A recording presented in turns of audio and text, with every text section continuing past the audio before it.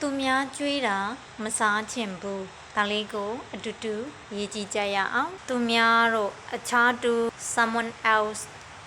ကအခြား someone else အခြားတူကြွေးတာက pay for ဒါမှမဟုတ်ရင် treat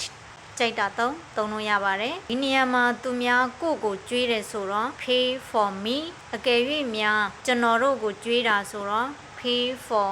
us မစားချင်ဘူးတဲ့စားချင်တယ်ဆိုရင် I want to eat မစားချင်ဘူးအငင်းဝကြရေးမယ်ဆိုတော့ I don't want to eat ဒီနေရာမှာ I don't want eating လို့သုံးလို့မရဘူး one ရဲ့နောက်မှာ to လိုက်ပေးရတယ် to ရဲ့နောက်မှာ infinitive verb လိုက်ပေးရတယ် one ရဲ့နောက်မှာ gerund noun verb ing လိုက်လို့မရပါဘူးဒါလေးတတိထားရမယ်နော်ဒါလေးကိုဝကြတစ်ကြောင်ပြအောင်အတူရေးကြမယ် I don't want to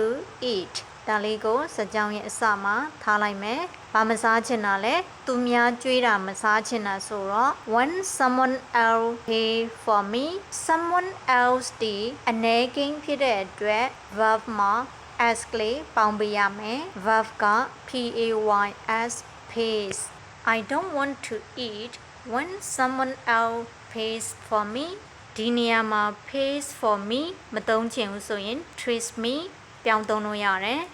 I don't want to eat when someone else treats me နောက်တနည်းပြောလို့ရသေးတယ် I feel uncomfortable eating